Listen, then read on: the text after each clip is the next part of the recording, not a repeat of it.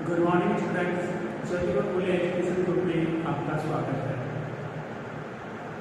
Geography की online class में ये है चौथा वीडियो है। इससे पहले 3 वीडियो अपलोड हो चुके हैं। इससे पहले वाला जो हमारा टॉपिक चल रहा था एस्किमो जनजाति का, एस्किमो जनजाति के अंतर्गत हमने पढ़ा उनके निवास क्षेत्र, शारीरिक संरचना, सामाजिक जीवन, आधुनिक संस्कृति से संबंध इत्यादि के बारे में विशेष चर्चा है। अगली हमारी जो जनजाति है आज जिसके बारे में हम चर्चा करने जा रहे हैं वो जनजाति है बुशमैन जनजाति। बुशमैन जनजाति देखिए, एस्किमो जनजाति है वो टुंड्रा प्रदेशों में निवास करती थी। अलास्का, उत्तरी कनाडा इत्यादि क्षेत्रों में निवास करती थी एक ठंडे प्रदेश में, जबकि बुशमैन जनजाति है जो एक गर्म मरुस्थल में निवास करती है। देखिए, बुशमैन का जो शाब्दिक अर्थ बताया गया है, अर्थात इनका शाब्दिक अर्थ बताया गया है वो शिकारी है। बुशमैन का शाब्दिक अर्थ शिकारी बताया गया है, अर्थात इन नाम से संबोधित होता है कि मुख्य रूप से इनका कार्य शिकार करना है। अब हम विस्तार पूर्वक चर्चा करें कि बुशमैन जनजाति है वो विश्व के 3 क्षेत्रों में निवास करती है। बुशमैन जनजाति विश्व के 3 क्षेत्रों में निवास करती है। तो बुशमैन जो जनजाति है वो अफ्रीका के कालाहारी मरुस्थल में मुख्य रूप से निवास करती है। अफ्रीका के कालाहारी मरुस्थल में मुख्य रूप से निवास करती है और अक्षांश और देशांतरों के हिसाब से देखें तो 18 डिग्री दक्षिणी अक्षांश से 24 डिग्री दक्षिणी अक्षांश के मध्य बुशमैन जनजाति निवास करती है। देखिए, कहीं कहीं हमारे सिलेबस में बताया गया है 24 डिग्री, लेकिन कहीं कहीं जो निवास स्थान अक्षांशों पर है ये 27 डिग्री भी है। कहीं को 27 डिग्री बताया गया है, लेकिन हमारे जो सिलेबस में जो बुक है उसमें 24 डिग्री बताया गया है कि 18 डिग्री से 24 डिग्री के मध्य दक्षिण अफ्रीका के कालाहारी मरुस्थल में ये जनजाति निवास करती है। बेचुआनालैंड जो कि इसी क्षेत्र में है वो ऊबड़ खाबड़ है, वहां का धरातल ऊबड़ खाबड़ है। तापमान यहाँ पर लगभग दैनिक तापमान जो है उसमें लगभग अंतर पाया जाता है। यहाँ पर दिन का तापमान अधिक होता है और रात का तापमान होता है वो कम पाया जाता है, क्योंकि मरुस्थलीय भाग है और मरुस्थलीय भाग होने के कारण जो दिन के समय सूर्य का प्रकाश है, दिन के समय सूर्य का प्रकाश सीधे धरातल पर गिरता है, जिसे रेतीली मिट्टी पाई जाती है।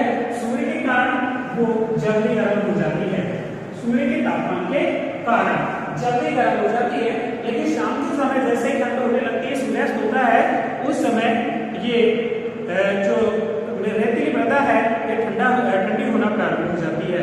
यो कहें कि दैनिक तापांतर अधिक पाया जाता है।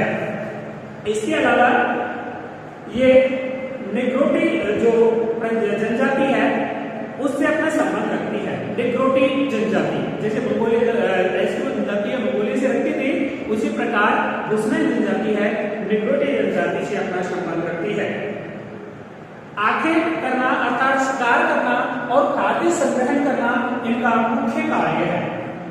आखेट देखिए, एस्किमो जनजाति के बारे में जब चर्चा कर रहे थे उसमें बताया था आखेट में शिकार करना है। तो यहाँ पर तो पहले बताया गया बुशमैन का शाब्दिक अर्थ अर्थात बुशमैनों को जो अन्य नाम से भी जाना जाता है वो शिकारी, शान के नाम से भी संबोधित किया जाता है इनको। तो इनका मुख्य व्यवसाय है आखेट, खाद्य संग्रह है। बुशमैन ये तो रहा अभी क्या है निवास स्थान।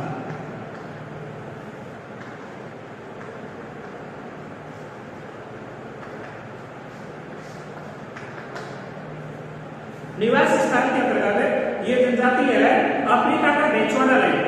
अफ्रीका में बेचुआनालैंड है, उसमें कालाहारी मरुस्थल है। बेचुआनालैंड एक हिस्सा है जिसके अंतर्गत कालाहारी मरुस्थल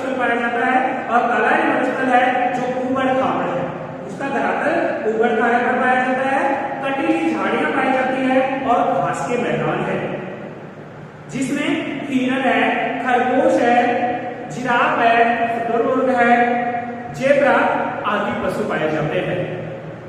विश्व प्रसिद्ध एटोसा राष्ट्रीय उद्यान भी इसी क्षेत्र में स्थित है।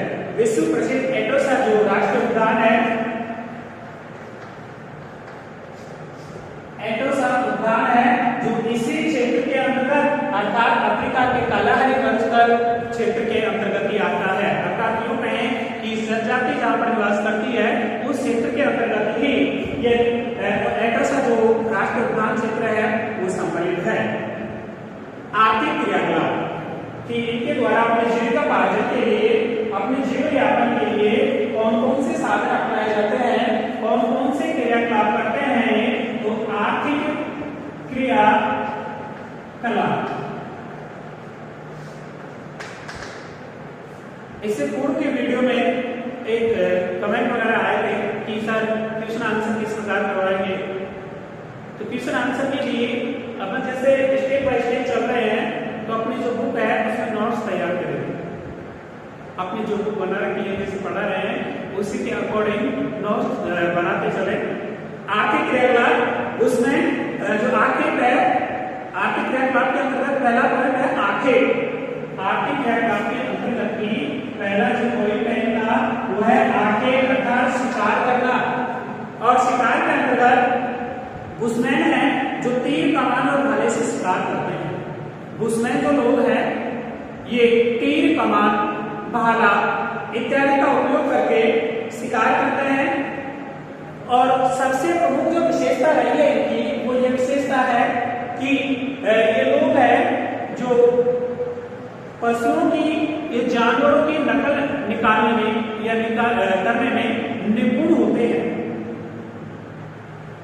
जो ये लोग हैं शिकार करने का इनका तरीका अलग है कि ये लोग शिकारी, जिसका शिकार किया जा रहा है उस शिकारी को कीचड़ में फंसाते हैं और कीचड़ में फंसा के विषयुक्त जल पिलाकर, अर्थात जल में पहले जहर मिला दिया जाता है और जब जिसका शिकार किया जा रहा है जो वो उस जल को पीता है और मर जाता है। इस प्रकार ये समूह के रूप में शिकार करते हैं। विषयुक्त पान का और विषयुक्त जल दोनों का उपयोग करते हैं। भोजन, दूसरा है इनका भोजन। तो देखिए बुशमैन है, सर्वभक्षी है, ये लोग शाकाहारी भी हैं और मांसाहारी भी हैं। इनका मुख्य जो भोजन है वो दीमक, चींटी और शहद है। मुख्य रूप से इनका जो प्रिय भोजन है दीमक है, शहद है, चींटी है और अन्य रूप में चावल का भी उपयोग करते हैं। जंगलों से कंदमूल, फल इत्यादि जो इकट्ठा करने का कार्य है वो स्त्रियां करती हैं। एक जंगली तरबूज पाया जाता है इस क्षेत्र में, एक जंगली तरबूज पाया जाता है जिस तरबूज से ये अपने भोजन की पूर्ति करते हैं और साथ ही साथ जल की पूर्ति भी करते हैं। अर्थात जो जंगली तरबूज है वो दोनों कार्य करता है। उसे स्थानीय भाषा में ये लोग ट्यामा के नाम से संबोधित करते हैं। अर्थात इसे ट्यामा कहा जाता है। ये लोग स्थानीय भाषा में उसे ट्यामा कहते हैं। इसके अलावा ये लोग भोजन करने में बहुत या यूं कहेंगे भोजन अत्यधिक करते हैं। ऐसा कहा जाता है कि एक बुशमैन है एक बार में आधी भेड़ को खा जाता है। एक व्यक्ति, बुशमैन व्यक्ति है जो एक बार में आधी भेड़ को खा जाता है और इतनी सहनशक्ति है इनमें कि ये भूखे भी रह जाते हैं। तो अर्थात परिस्थितियों के अनुसार अपने आप को खा लेते हैं। आगे है भोजन के बाद में वस्त्र, कि बुशमैन लोगों द्वारा किस प्रकार के वस्त्र पहने जाते हैं। देखिए पुरुष और स्त्री दोनों जो वस्त्र हैं वो चमड़े से बने हुए पहनते हैं।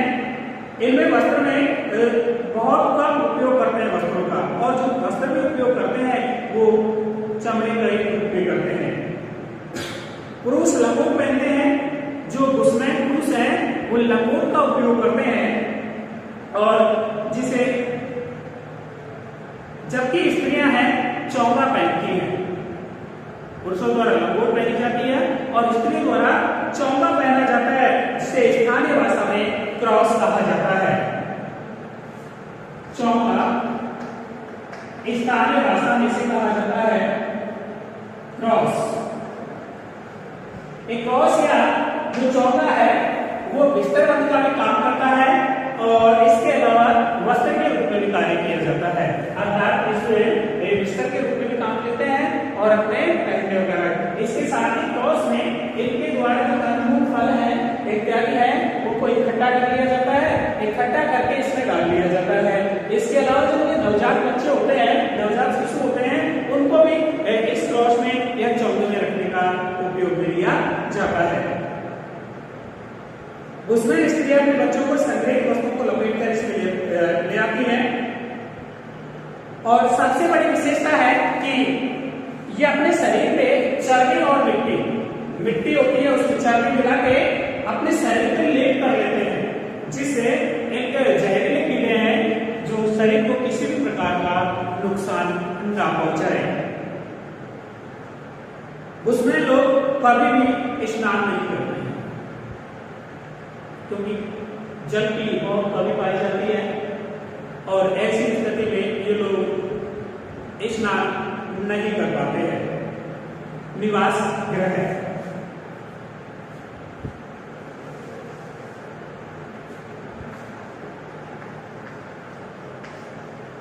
देखिए जिस प्रकार बुशमैन जनजाति अपने आवास बनाती है वो गुफाओं में बनाती है और गुफाओं के अंदर क्योंकि तापमान अधिक रहता है, तापमान अधिक रहने के कारण जलवायु कठोर पाई जाती है और जलवायु कठोर पाए जाने के कारण गुफाओं में ये लोग अपना निवास बनाते हैं और जो झोपड़ी बनाते हैं उनमें ये लोग मुख्य रूप से चटाई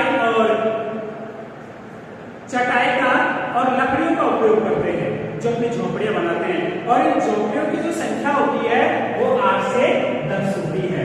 झोपड़ियों की संख्या बताई गई है 8 से 10 और इन झोपड़ियों को 8 से 10 जो संख्या होती है इनको वेब के नाम से जाना जाता है। इन्हें वेब के नाम से संबोधित किया जाता है या स्थानीय क्षेत्र में इन्हें वेब कहा जाता है। इसके अलावा इनके औजार और बर्तन अर्थात ये अपने साथ में किन औजार अपने जीवन यापन में किन औजार और बर्तनों का उपयोग करते हैं। तो देखिए कि मुख्य रूप से ये जब छोटे रूप में स्थायी रूप से निवास करते हैं तो इनमें बर्तन और औजारों की संख्या बहुत कम हो जाती है क्योंकि इनके बर्तनों की जो संख्या है ये कहें कि इनकी आवश्यकता है वो बहुत कम हो जाती है। औजारों में ये लोग तीर कमान औजारों के अंतर्गत तीर कमान भाला बर्छी आदि का उपयोग करते हैं। इसके अलावा शुतुरमुर्ग के अंडे का उपयोग ये जल रखने के लिए करते हैं। शुतुरमुर्ग का जो अंडा है उसका उपयोग ये जल रखने के लिए करते हैं। इनके द्वारा प्राय कच्चा मांस खाया जाता है। ये मांस को पके हुए नहीं बल्कि कच्चा ही खाते हैं। बर्तनों की आवश्यकता इन्हें नहीं होती है इसलिए इनके पास बर्तन बहुत कम पाए जाते हैं।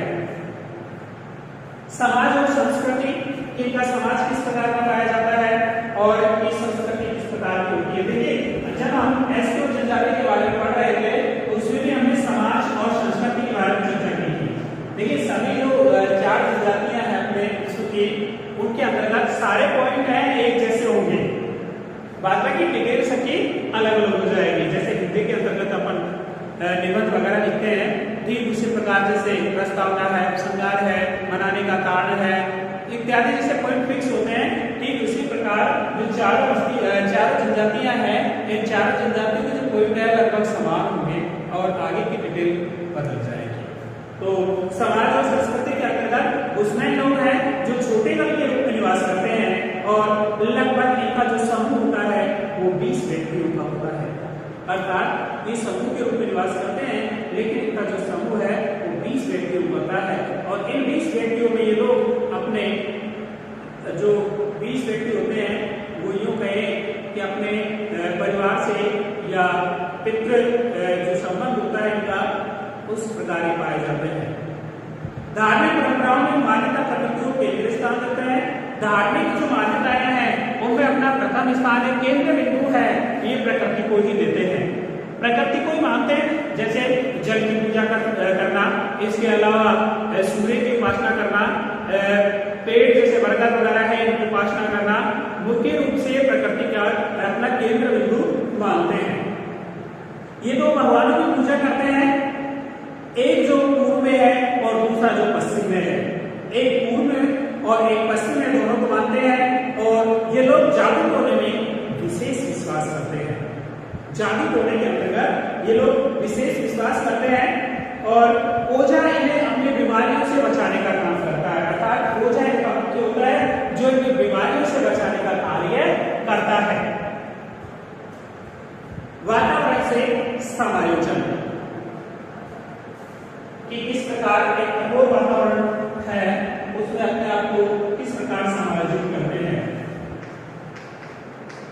वातावरण से समायोजन